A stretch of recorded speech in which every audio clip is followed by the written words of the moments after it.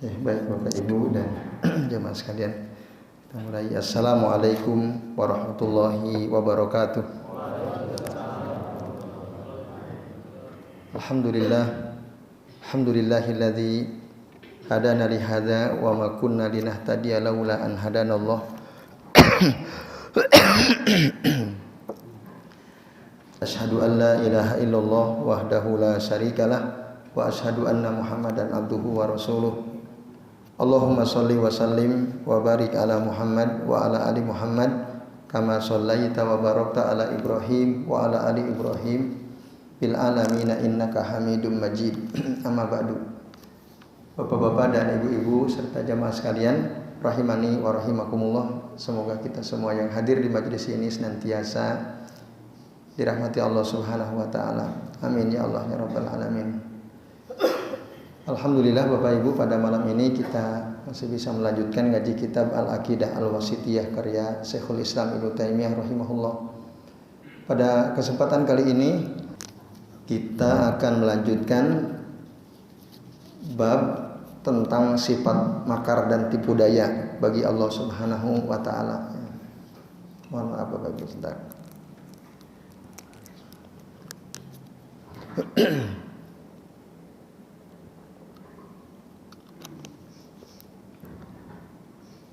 Alhamdulillah pada pekan lalu kita sudah membahas dua dalil ya.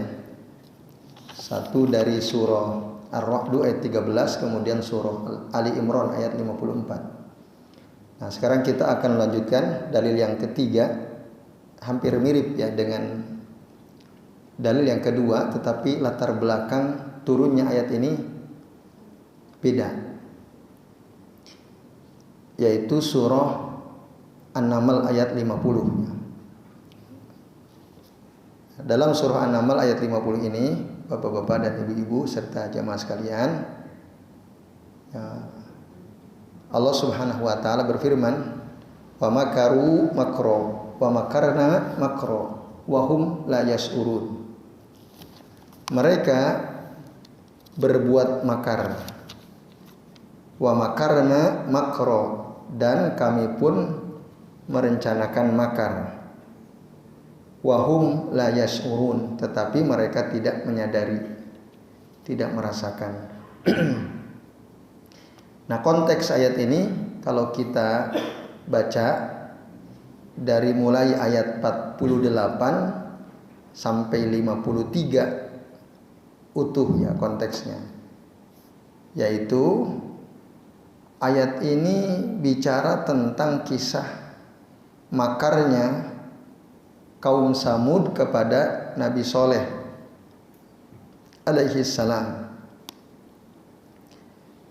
Kalau kita baca ya mulai dari ayat 48, wa kana fil madinati tis'atu rahtin yufsiduna fil ardi wa la yuslihun.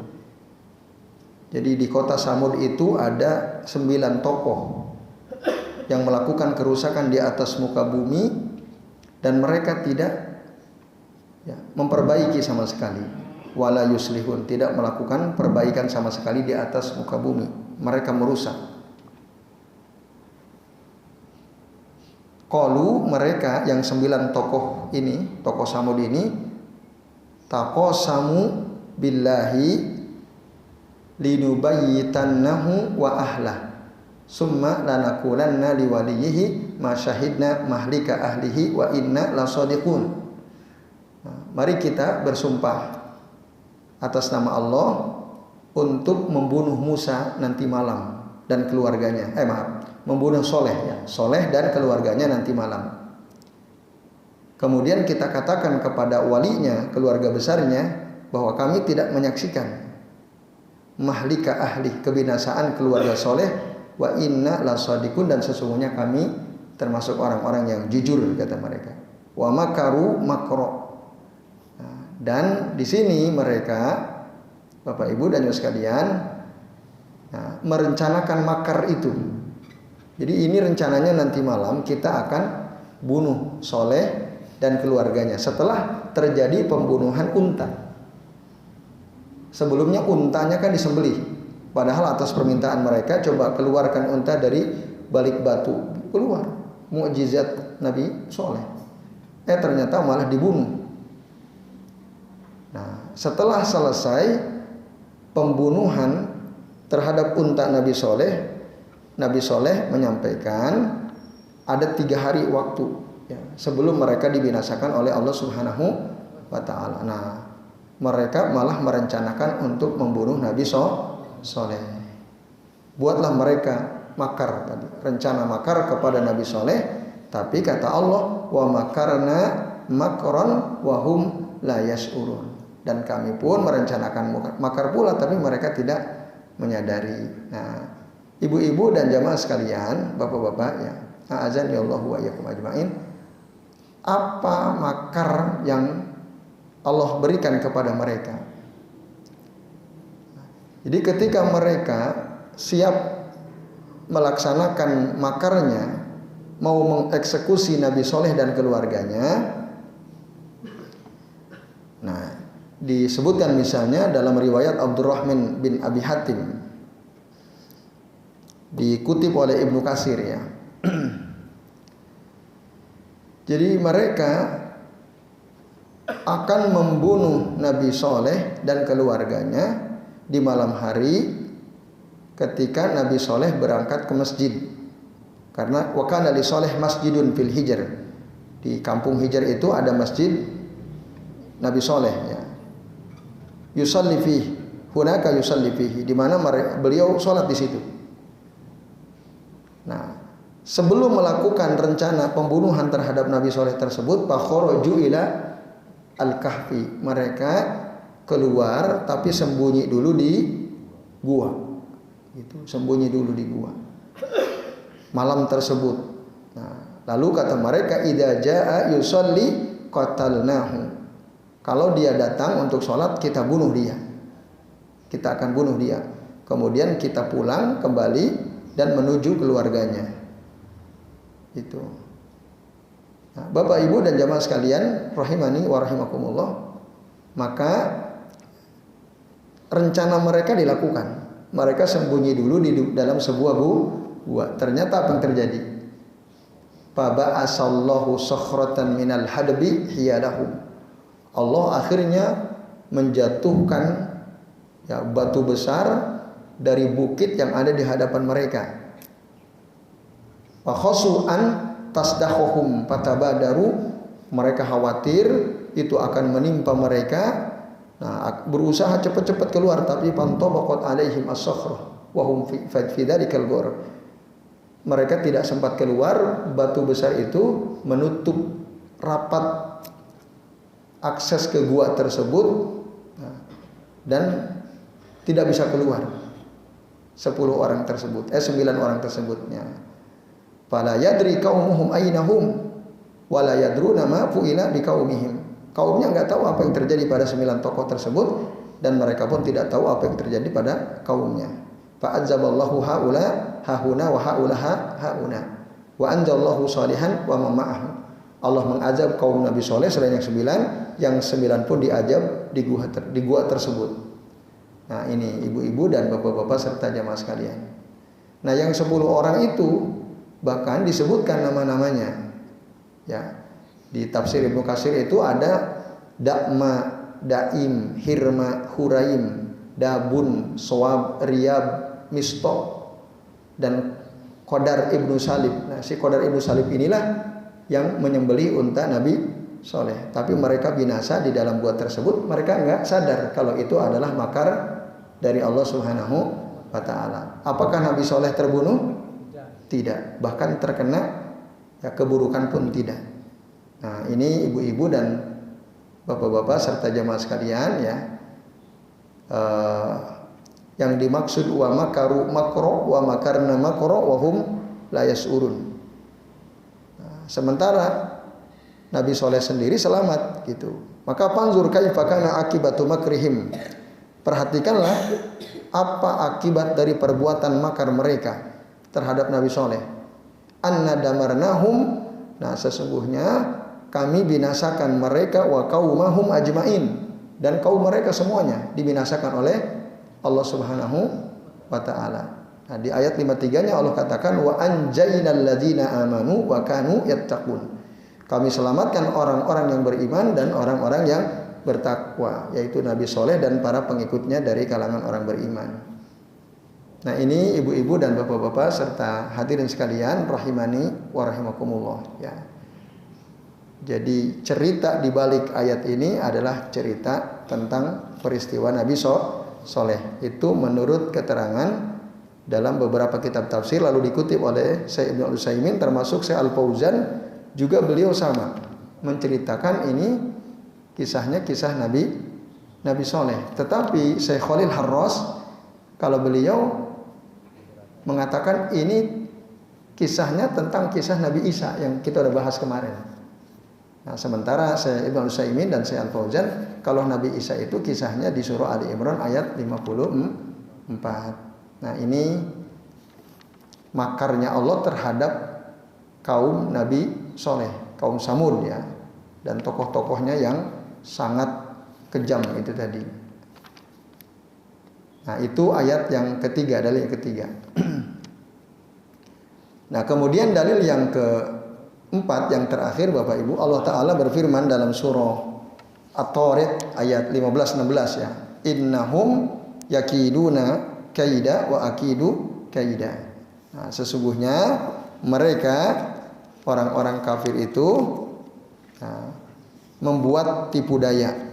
Wa akidu kaida, dan aku pun kata Allah membuat tipu daya. Nah, Bapak Ibu dan jamaah sekalian, azan ya Allah wa iyyakum ajmain, apa tipu daya jahat yang mereka rencanakan dan siapa yang dimaksud pada ayat ini? Nah, di dalam kitab-kitab tafsir diterangkan ini adalah tipu daya orang-orang kafir Quraisy untuk membunuh Rasulullah Shallallahu Alaihi Wasallam. Sebagaimana diterangkan dalam surah Al-Anfal ayat 30. Wa idh yamkuru bikal ladzina kafaru, dan ingatlah ketika orang-orang kafir itu berencana untuk makar kepadamu, liyusbituka au yaqtuluka au yukhrijuka, untuk menangkap kamu atau membunuh kamu atau mengusir kamu. Maksudnya Muhammad sallallahu alaihi wasallam. Nah, akhirnya mereka bermusyawarah apa tindakan yang pas untuk Muhammad. Gitu. Dan di dalam musyawarahnya itu ada iblis yang menyerupai seorang syekh Najdi, dan si iblis itu berkata, intakhobu asrota subanin min asri qabail bin Quraisy, pilihlah 10 anak muda dari 10 kabilah atau suku dari Quraisy, kata iblis ya kepada tokoh-tokoh kafir, dan berikan kepada masing-masing pemuda itu pedang yang tajam, lalu kepunglah Muhammad gitu. Bunuh, tapi nanti ya membunuhnya seakan-akan hanya satu orang saja gitu. Nah, supaya nanti ketika ada tuntutan dari keluarga Muhammad dari Bani Hashim, nah, mereka tidak bisa menuntut karena ini siapa pelakunya 10 tapi yang membunuh ya yang dibunuh 1 gitu ya. Nah, maka Bapak Ibu dan Ibu sekalian, gagasan itu diterima oleh orang-orang kafir atas usulan si iblis tadi. Nah, nanti kalau ternyata ketahuan gitu ya, paling nanti Bani Hashim tidak akan mungkin membunuh 10 karena yang dibunuh cuma 1 Muhammad. Paling-paling nanti dibayar di diat. Nah, kalau diat, denda itu nanti mereka bisa patungan gitu ya. Nah, lalu mereka mengatakan, oh ini pendapat yang bagus. Akhirnya mereka sepakat, lalu mereka berbuat makar, mau membuat tipu daya. Nah, ini bahasanya. Terjadilah apa yang mereka rencanakan. Tapi pamahassalalahumul ladzi yuridun, apa yang mereka inginkan tidak Tidak berhasil. Kenapa? Karena ketika rumah Rasul dikepung, beliau berhasil keluar dari rumahnya, wa yajarut turoba ala ruusil asrati haula. Nah, atas wahyu dari Allah, Rasul menebarkan debu di atas kepala 10 pemuda tadi sambil membaca surah Yasin ayat 9. Wa ja'alna min baini aydihim saddaw wa min khalfihim saddan fa aghshaynahum fahum la yubsirun. Kamu jadikan di hadapan mereka ada penutup, di belakang mereka ada penghalang penutup, fa aghshaynahum fahum la yubsirun. Lalu kami tutup pandangan mata mereka dan mereka tidak bisa melihat Rasulullah sallallahu alaihi wasallam. Akhirnya Rasul keluar di tengah-tengah mereka dan mereka tidak sadar kalau Nabi keluar. Nah, itu tipu daya Allah. Mereka membuat tipu daya, Allah pun membuat tipu daya. Nah, ini akhirnya apa? Allah menyelamatkan Rasulnya dari rencana tipuan mereka dan berhasil hijrah bersama Abu Bakar As-Siddiq radhiyallahu anhu. Nah, kata kaidah yang kedua di sini disebut secara nakiroh ya, at-tangkir fiha lita'zim. Kata kaidah 2 kali disebut dalam bentuk nakiroh bukan ma'rifah, ini untuk menunjukkan kebesaran atau keagungan tipu daya tersebut. Dan tipu daya Allah tentu lebih azam, lebih agung. Demikianlah Allah menipu daya mereka. Dan Allah menolong hambanya yang menolong agamanya gitu. Maka tipu daya Allah itu untuk menguatkan hamba yang menolong agamanya. Nah, ini Bapak Ibu dan Ibu sekalian, a'azani Allahu wa iyyakum ajmain. Gitu. Nah, ini adalah karunia dari Allah Subhanahu wa taala tentu untuk tadi hamba-hamba yang menolong agamanya. Jadi tadi makar tipu daya itu seperti yang sudah disampaikan pada pertemuan sebelumnya adalah sesuatu yang terjadi kepada pihak musuh yang sebabnya itu tidak diketahui gitu. Tiba-tiba terjadi. Dia tidak tahu. Sama seperti 9 orang kaum Samud tadi yang akan membunuh Nabi Soleh. Tahu-tahu mereka terjebak dalam gua. Yang 10 orang pemuda Quraisy tiba-tiba Muhammad sudah tidak ada. Nah, itulah tipu daya. Nah, lalu kesimpulannya Bapak Ibu dan Ibu sekalian, kita berdasarkan ayat-ayat yang kita sudah bahas ini, termasuk nanti ada kalimat istihza ya. Allah mengolok-olok juga ada dalam Al-Qur'an. Sama persis penjelasannya dengan makar tipu daya. Nah, sementara ahlu tahrif kalau ulama ahlu sunnah, ahlu sunnati wal jamaah yusbituna hadzal ma'ani lillahi azza wa jalla ala sabilil haqiqah. Para ulama ahlu sunnah wal jamaah menetapkan makna-makna ini bagi Allah azza wa jalla secara hakiki. Artinya Allah itu bisa menipu secara hakiki. Allah itu bisa membuat makar secara hakiki. Allah juga bisa memperolok-olok orang-orang kafir secara hakiki. Jadi bukan bahasa kiasan. Sementara ahlu tahrif di luar ahlu sunnah, mereka mengatakan tidaklah mungkin Allah disifati dengan sifat-sifat tersebut. Masa Allah melakukan tipu daya, masa Allah makar, masa Allah mengolok-olok? Kata mereka tidak mungkin. Kalaupun toh itu ditemukan di dalam Al-Quran, kata mereka ini namanya min bab al-musakilatil lafziyah namanya. Bab musakilatil lafziyah itu maksudnya hanya untuk keserasian bentuk kata aja, biar serasi gitu ayat itu.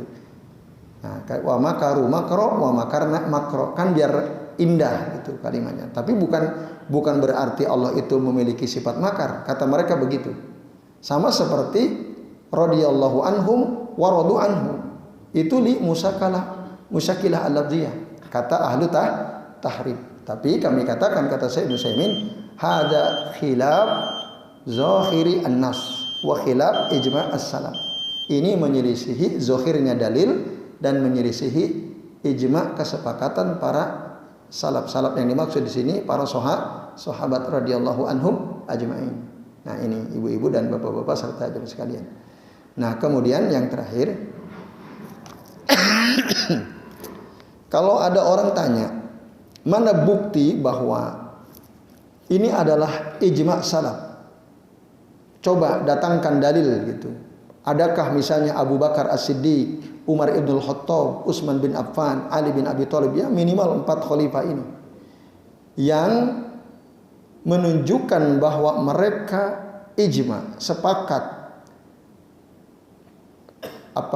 makar, tipu daya, istihza itu hakiki, memang Allah punya sifat itu. Nah, Bapak Ibu dan jamaah sekalian, dijawab oleh Syekh Ibnu Utsaimin. Nah, oke, gitu ya. Sahabat itu semua pasti membaca Al-Quran atau tidak? Beriman atau tidak? Beriman. Mereka baca. Apakah ada satu saja dinukil dari pandangan Abu Bakar atau Umar atau Utsman atau Ali, bahkan Abdul bin Abbas dan yang lain-lain yang mentakwil kata makar yang dinisbatkan kepada Allah, tipu daya atau istihza kepada Allah? Tidak ada nukilan sama sekali. Nah, ini menunjukkan bahwa mereka aqarru bihi. Aqarru bihi itu menetapkan bahwa seperti itu. Andai kata bukan begitu maknanya, pasti akan ada riwayat yang dinukil. Oh, menurut Abu Bakar makna Allah menipu artinya ini, Allah makar artinya itu, nggak ada. Nah, ini clear, jelas, itulah dimaksud ijma. Ijma dari para sahabat atau ijma us-salaf. Nah, ini Bapak Ibu dan jamaah sekalian. Nah, maka apa faidah yang kita bisa ambil? Ingat ya, kemarin tapi kita tidak boleh mensifati Allah dengan sifat-sifat ini, karena ini kadang-kadang maknanya positif, kadang negatif. Kalau untuk membalas itu positif, tapi kalau yang memulai itu negatif ya. Oleh karenanya kita tidak boleh mensifati Allah dengan ketiga sifat ini secara mutlak. Allah itu makir misalnya, Allah itu kaid misalnya, Allah itu mustahzi, itu tidak boleh. Walaupun itu sifat yang disebutkan oleh Allah sendiri, tapi kita harus mentakyid. Misalnya apa? Allah itu khairul makirin, Allah itu yakidu kaidin, Allah menipu orang-orang yang menipu daya. Allah itu ya yastahzihu al mustahziin, itu boleh. Tapi kalau mutlak, nah itu tidak boleh, karena dia maknanya bisa positif, bisa negatif. Nah, ini Bapak Ibu dan jamaah sekalian, a'adzanillahu wa iyyakum ajmain. Maka kalau kita sudah tahu Allah itu maha baik, maha hebat makarnya, ya, sebaik-baik makarnya, dengan demikian kita harus sadar Allah senantiasa mengawasi kita. Jangan pernah menipu Allah ya. Jangan pernah membuat tipu daya kepada Allah Subhanahu wa taala. Jadi kita buat seakan-akan halal padahal sebenarnya itu haram. Jangan. Nah, saya Indonesia di sini menjelaskan ya. Ada terjadi dalam jual beli, dalam pernikahan. Contoh aja pernikahan misalnya, ada laki-laki, perempuan suami istri sudah talak 3. Lalu ternyata mereka masih saling mencintai. Bisakah mereka langsung menikah? Tidak kan? Tapi gimana caranya supaya mereka bisa nikah? Perempuannya harus nikah lagi dengan laki-laki lain. Bisa enggak si laki-laki suaminya ini membuat tipu daya? Bisa. Bayar orang, kamu yang nikahi istriku, nanti setelah kamu gauli sekali aja loh, habis itu langsung kamu ceraikan. Nah, Allah tahu nggak kira-kira? Rencana itu Allah pasti tahu. Makanya kata Nabi, la'anallahu al-muhallilu wal muhallala lahu. Allah melaknat ya seorang laki-laki yang menghalalkan cara supaya dia bisa balik lagi kepada istrinya, dan laki-laki yang menjadi sarana supaya halal lagi kembali kepada suaminya yang sudah mentalak 3 itu. Yaitu diantara faidah yang kita bisa ambil dari bab ini, Bapak Ibu dan jamaah sekalian, a'azani Allahu wa iyyakum ajmain. Demikian yang bisa kita bahas. Nah, karena sudah Isya, insyaallah nanti pekan depan kita memasuki bab yang baru ya, sifat Allah yang lain. Terima kasih karena sudah Isya ya, kita cukupkan sampai di sini. Mari kita akhiri dengan doa kafaratul majlis. Subhanakallahumma wa bihamdika asyhadu an la ilaha illa anta astaghfiruka wa atubu ilaik. Wa sallallahu ala Muhammadin wa ala alihi wa sahbihi wa baraka wa sallama alaihim ajmain. Billahi taufiq wal hidayah. Wassalamu alaikum warahmatullahi wabarakatuh.